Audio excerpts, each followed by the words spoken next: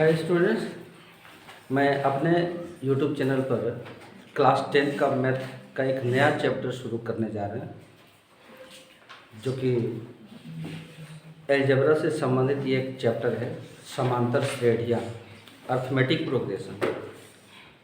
इसके पहले द्विघात समीकरण चल रहा था, द्विघात समीकरण चल रहा था चैप्टर 4, जो समाप्त कर चुके हैं। और अब एक नया और इंटरेस्टिंग चैप्टर है एपी यानी अर्थमेटिक प्रोग्रेशन। देखते हैं कि इसमें एग्जाम्पल से समझते हैं कि ये एपी है क्या और इसको हम कैसे हल करेंगे। इससे संबंधित जो कुछ फॉर्मूला है और जो तरीका है वो हम बताएंगे। सबसे पहले एग्जाम्पल देखते हैं। एक बताओ, यहाँ पर एक सीरीज हम दे रहे हैं, वो ये है, खाली तुम लोग बताओगे कि यहाँ पर आएगा क्या। जैसे कि 1 हो गया, ठीक है। अगला जो पद आएगा वो बताना है कि क्या भर आएगा। सो ठीक है, हैं? ठीक।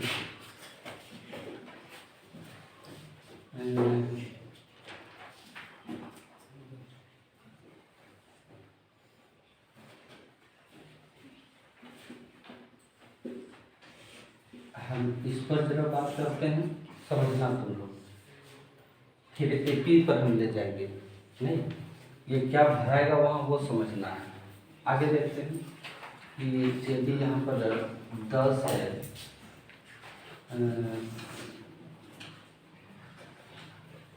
और यहाँ पर अगर हम 20 करें, यहाँ 30 करें, तो ये क्या है। और एक और हम तुमको देना चाहेंगे कि 3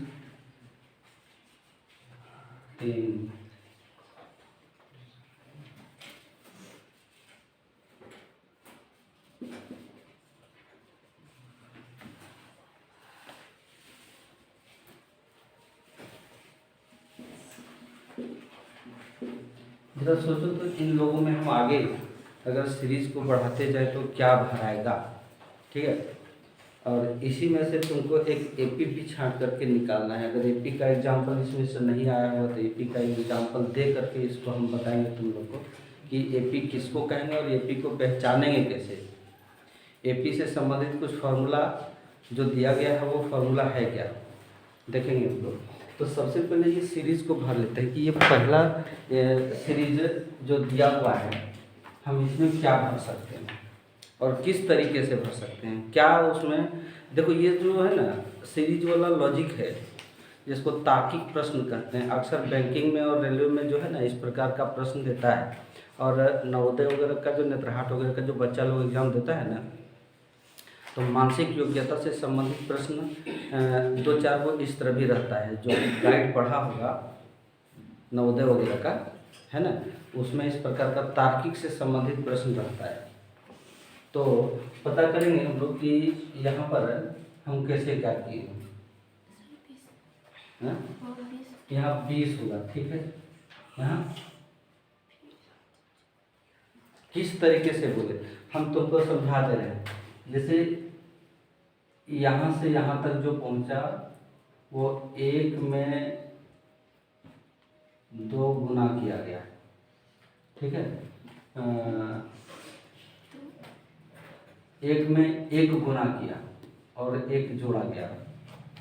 1 में 1 गुना करके 1 जोड़ा गया तो 2 है, नहीं तो 2 से 5 इसलिए आया कि 2 में अगर 2 से गुना करके 1 जोड़ेगा, हैं, इसमें 1 गुना किया, इसमें 2 गुना किया गया, ठीक है। हमारा ये सीरीज ही हम गलतियाँ लिख दिए थे। तो इसमें भी 2 से गुना करके 1 जोड़ा गया, तो इसमें भी 2 से गुना करके हमको 1 ही जोड़ना था, सही जा रहा है। और इसमें भी 2 से गुना करके 1 जोड़ना था, इसमें भी 2 से गुना करके 1 जोड़ना था। प्रत्येक स्थिति में हम यही कर रहे हैं, केवल यही अंतर है, बाकी सबके साथ यही लागू हो रहा है ना। देख लो ना कि 2 दूनी 4 और 1 5, 5 दूनी 10 और 1 11, 11 दूनी 22 और 1 23 हो जाएगा यहाँ, ठीक है। और 23 46 और 1 47 हो जाएगा यहाँ। 47 दूनी 7 14 फिर 4 है 97 तो यहाँ पर हो जाएगा नहीं 7 14 4 95 होगा कि नहीं। एक ये सीरीज आएगा। एक सीरीज इस प्रकार रहता है कि 10 20 30। इसको तो आसानी से हम भर दिए 40 50 60। क्या सोच के भरे? कितने का अंतर जा रहा है? 10 का अंतर जा रहा है। ठीक है, इसमें से पता करो। इसमें क्या किया गया जानते हो? प्रत्येक स्थिति में 2 से गुना करके 1 घटा दिया गया है। बहुत भारी तरीका है इसका, अनगिनत तरीका है इसका। RS अग्रवाल का एक तार्किक योग्यता वाला एक बुक आता है जिसको हम लोग वर्बल और नॉन वर्बल के रूप में कहते हैं ना। तो इस प्रकार सीरीज वाला भी उसमें दिया होता है, जो कि अक्सर जब कंपटीशन की तैयारी करोगे ना तो इस तरह तार्किक वाला एक से एक पेचीदा तुम्हारे सामने आएगा, जो तुमको घंटों घंटों सोचने पर मजबूर कर देगा। ठीक है, तो अगर वो हम घुमा दिए कि 3 दूनी 6 में 1 जाएगा तो कितना बचेगा? अब इसमें 2 में से 1 घटा दो, फिर इसमें से 2 गुना करके 1 घटा दो, आ रहे नहीं? तो इसमें से 2 गुना करके 1 घटा, 17 में 34 में 1 घटा दो तो यहाँ 33 में आएगा। 33 में 2 से गुना करो तो 66, 66 में 1 घटा दो तो यहाँ 65 हो जाएगा। 65 होगा या नहीं होगा? तो उसी प्रकार हम आगे बढ़ा के लेकर चलेंगे। लेकिन इनमें से पहला और तीसरा जो है वो AP नहीं है, उसको हम AP नहीं कहेंगे। तो AP कहेंगे किसको? और AP इन लोगों को हम क्यों नहीं कहेंगे? समांतर श्रेणी, ये श्रेणी जो चल रहा है, ये सीरीज जो चल रहा है, अर्थमेटिक प्रोग्रेशन इसको हम लोग इंग्लिश में बोलते हैं। तो ये सीरीज आगे हम आसानी से बढ़ा सकते हैं, लेकिन इसको बढ़ाने के लिए पहले सोचना पड़ेगा हमको, है कि नहीं? तभी ऐसा हो सकेगा। तो देखते हैं पहले 2 नंबर। ये जो 2 नंबर का हम लिखे हुए हैं 10 20 30, उसके बाद तुमने खाली जगह पर भरवा दिया हमको, नहीं 40 50 बहुत सारा। तो ये जो कहलाता है ना, ये सारे जो कहलाएंगे उसको कहेंगे हम पद। नहीं, ये हो गया पद, हो गया, सारे पद होते हैं अर्थमेटिक प्रोग्रेशन में, यानी समांतर श्रेणी में। नहीं, पद को जो इंडिकेट किया जाता है वो A1 प्रथम पद को, दूसरे पद को A2, तीसरे पद को A3, A4, A5, अनगिनत जाएगा, उधर बहुत दूर तक जाएगा ना। सीरीज तो बहुत लंबा हो सकता है, लेकिन थोड़े के सीरीज में जो है ना माथा खटका देता है, क्या भराएगा सो। ठीक है, तो एग्जाम्पल नंबर 2 पे जैसे अब प्रथम पद और द्वितीय पद के बीच अंतर, जब अंतर हम करते हैं नहीं, तो प्रथम पद और द्वितीय पद के अंतर बीच अंतर जो हो जाएगा ये 2 माइनस ये 1, तो 20 में से 10 माइनस करेंगे तो क्या बचेगा? या तो फिर A3 माइनस अगर A2 करेंगे, 2 लगातार पदों के बीच का कितना बड़ा सीरीज हो, 2 लगातार पदों के बीच का अंतर यदि समान आता जाए नहीं, तो वो समांतर श्रेणी कहलाएगा। ठीक है, तो जैसे A3 माइनस A2, तो A3 क्या है 30 में से 20 घटा दो, नहीं, तो ये जो अंतर कहलाता है ना वो सार्व अंतर कहलाता है। तो सार्व अंतर जो है ना, सार्व अंतर को AP में स्मॉल लेटर का D से डिनोट करते हैं। अगर हमको प्रथम पद दिया हो और सार्व अंतर दिया हो तो AP का हम और भी सीरीज निकाल सकते हैं, जितना तुम कहोगे उतना निकल जाएगा। क्या? प्रथम पद दिया हो और सार्वंतर दिया हो, ठीक है, या तो कोई भी पद दिया हो, प्रथम पद ही नहीं और भी पद अगर दिया हो और सार्वंतर दिया हो और कह दे हो कि ये जो दे रहे हैं आपको 5वां पद दे रहे हैं और सार्वंतर दे रहे हैं, तो बाकी इधर पहले जो 4 पद बच गया उसको भी निकाल सकते हैं और उधर आगे भी निकाल सकते हैं। तो ये एग्जाम्पल नंबर 2 के लिए जो ये एग्जाम्पल है वो है एपी, इसको एपी कहते हैं, अर्थमेटिक प्रोग्रेशन। आगे बढ़ते हैं। क्वेश्चन नंबर 1, एग्जाम्पल नंबर 1 जो हम लिखे थे, नहीं इसमें क्या था कि 1 2 5 11 23 47 नहीं 95 इस तरीके से। इसका भी प्रथम पद A1 जो है वो 1 है, इसका प्रथम पद क्या था 10 था ना, इसका प्रथम पद 1 है और द्वितीय पद क्या है 2 है, तृतीय पद 5 है। अगर हम सार अंतर निकालना चाहें, डी निकालना चाहें, है ना, इन सब पॉइंट नंबर 2 को तुम नोट करोगे नहीं, तो D is equal to A2 minus A1 है या A3 माइनस A2 या A4 माइनस A3। सार अंतर प्रत्येक स्थिति में समान होना चाहिए किसी भी कीमत पर। एपी में अगर सार अंतर समान है सीरीज में तो वो एपी है, और सार अंतर समान नहीं है तो वो एपी नहीं है कि नहीं। तो प्रथम पद यहाँ पर, द्वितीय पद 2 है और 1 है, तो क्या बचेगा 1 बचेगा। इसमें 5 है और 2 है, क्या बचा 3 बचा।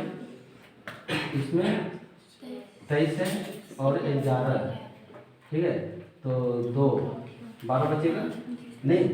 प्रत्येक स्थिति में सार में अंतर जो बन रहा है वो अलग अलग बन रहा है, अलग अलग बन रहा है ना। तो हम बढ़िया से समझना थोड़ा सा। आज के डेट में ये शुरू जो चैप्टर है ना, वो शुरू चैप्टर का शुरुआत जो वाला जो क्लास होता है वो बहुत ही इम्पोर्टेंट होता है। यहीं से तुम्हारा बेस बनेगा, आगे जो एक्सरसाइज बनाओगे इसका तब। तो हम इसको ये भी क्यों नहीं कहेंगे, क्योंकि इसका सार व अंतर समान नहीं है। उसी प्रकार हम 2 3 में देखेंगे हम, नहीं 3 का भी एग्जाम्पल अगर लेंगे ना तो सार व अंतर समान नहीं है। मौखिक देख लो ना, 5 में से 3 जाएगा 2 बचेगा, 9 में से 5 जाएगा तो 4 बचेगा, 17 में से 9 जाएगा तो 8 बचेगा, है ना जी। तो सारा उत्तर समान है नहीं। तो इन दोनों को, पहला और तीसरा को हम एपी नहीं कहेंगे। एपी जो है वो दूसरा है, और दूसरा में से इसको तुम उतार लोगे, ये प्रथम पद, द्वितीय पद, तृतीय पद नहीं।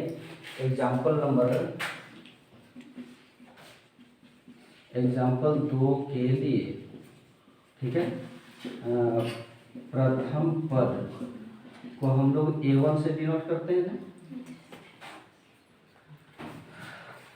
10 है।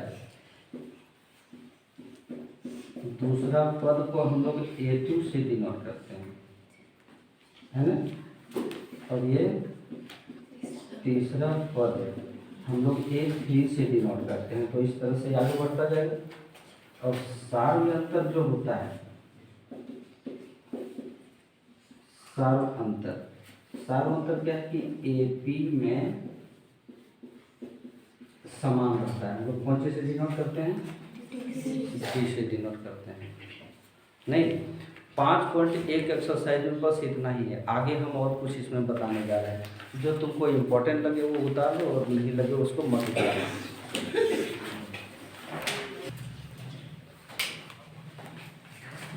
देखिए एक और एग्जाम्पल 4 लिए हुए हैं। एग्जाम्पल 4 ये है कि 70 100 70 40 इधर क्या होगा, कोई बताओ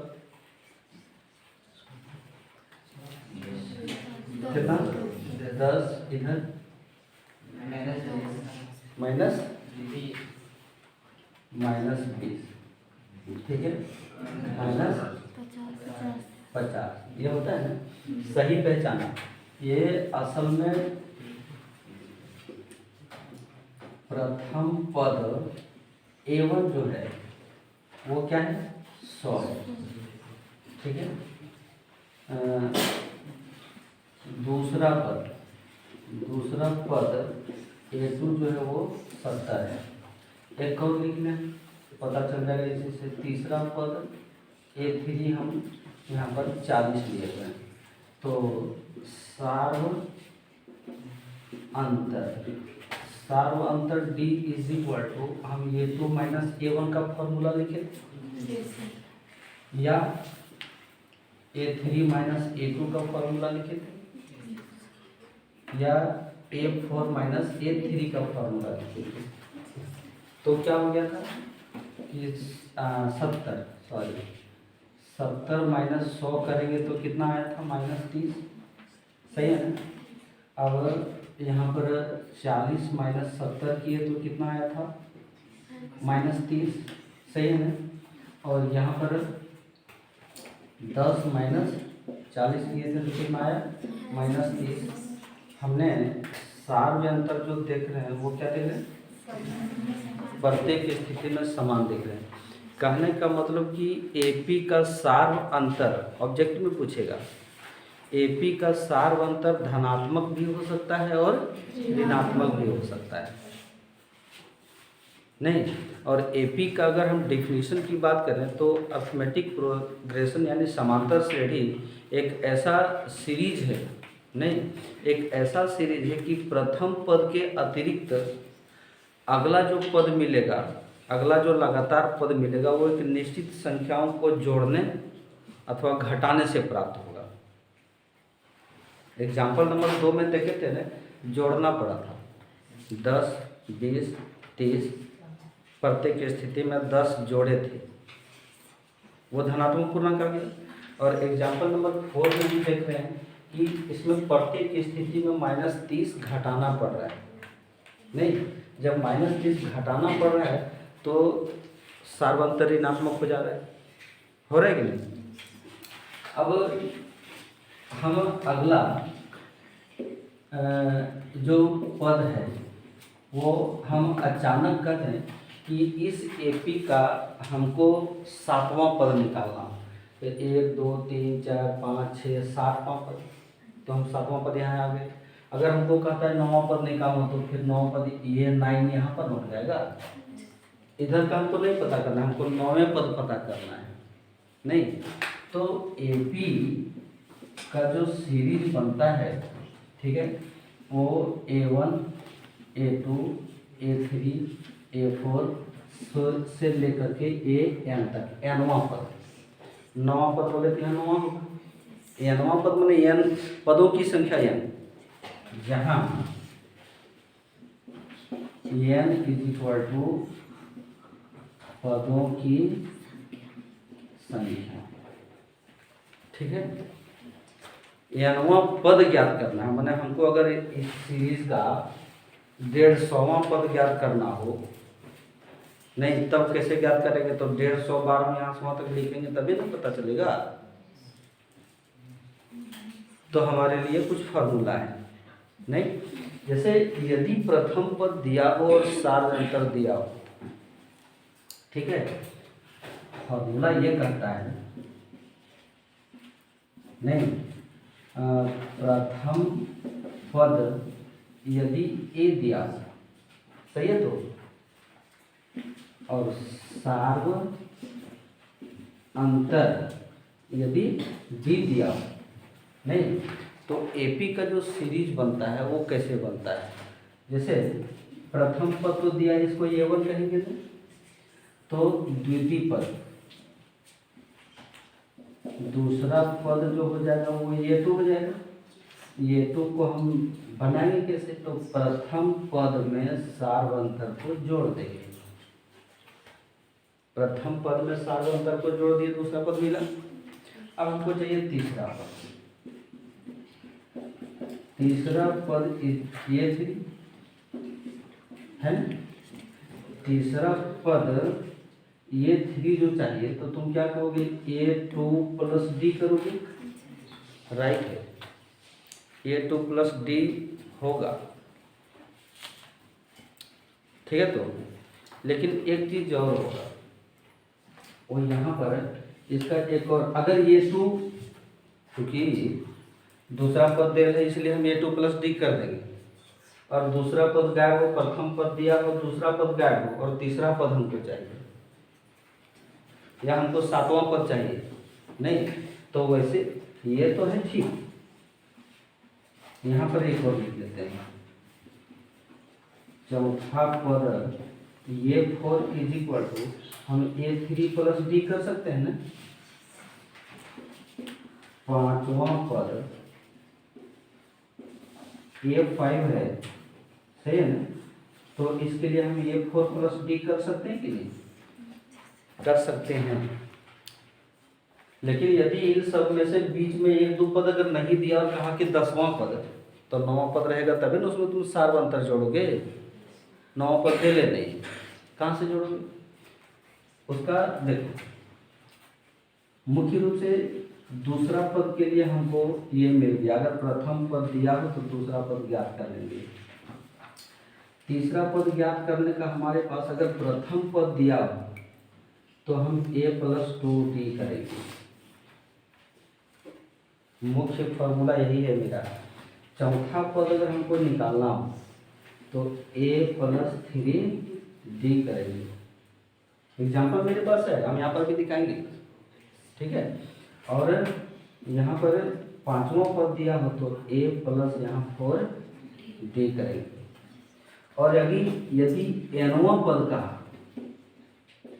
nवां पद माने ये n हमको निकालना हो, जब ये n निकालना नहीं, nवां पद माने 150वां पद निकालना हो नहीं, तो n के जगह पर 150 रहेगा तभी, और n की जगह पर 150 नहीं है, तो इसके लिए जो फॉर्मूला आया है वो a plus n minus 1d, ठीक है, nवां पद का ये फॉर्मूला है। इधर वाला जो चीज लिखे हैं तुम यही यूज करोगे, ये वाला ऐसे बनता है, हम लोग तुमको बताए, ठीक है। लेकिन nवां पद ज्ञात करना हो तो a plus n minus 1d करेंगे, ठीक है। इसमें से तुमको कुछ इंपॉर्टेंट लग रहा है तो ठीक है, नहीं तो हम मिटाएंगे इधर वाला।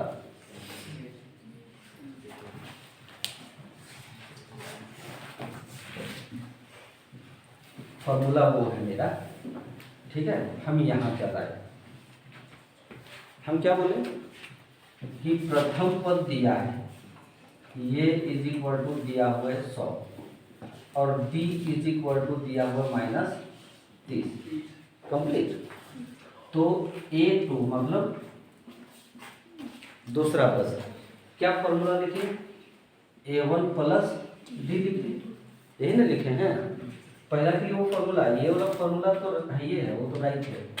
तो इसको हम कर सकते हैं क्या, a1 के जगह पर 100 प्लस d के जगह पर -30, क्या हो जाएगा 100 माइनस 30 इज इक्वल टू 70। तो हमारा दूसरा पद 70 आ गया, ध्यान देना, ठीक है। अब a3 बोला गया तो a3 के लिए हम बोले a2 प्लस d बोले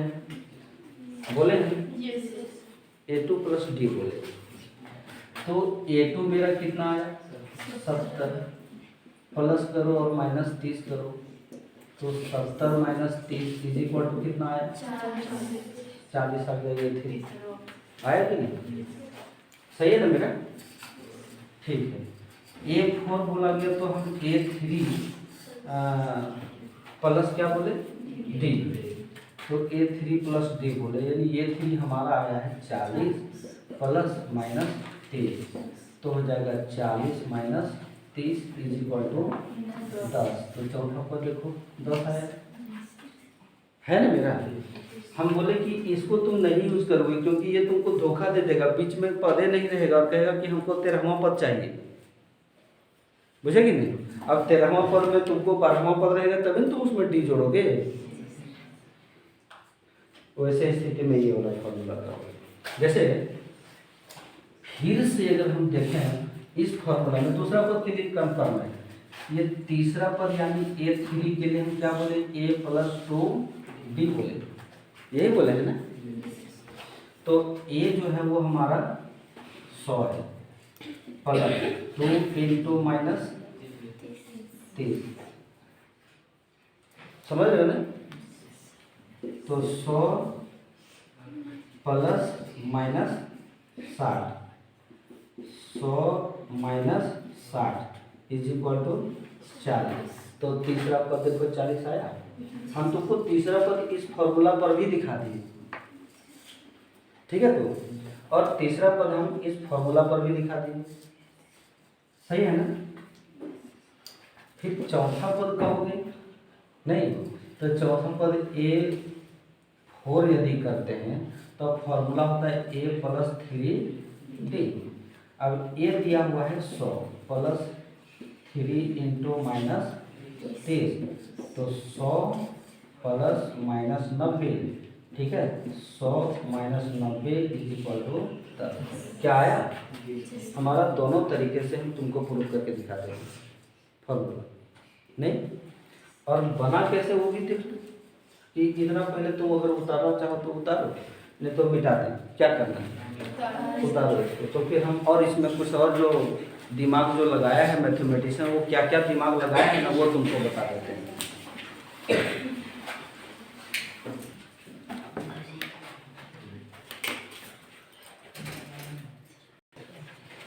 देखते हैं हम तुमको जो बताए कि चौथा पद is equal to A plus 3D कैसे हुआ।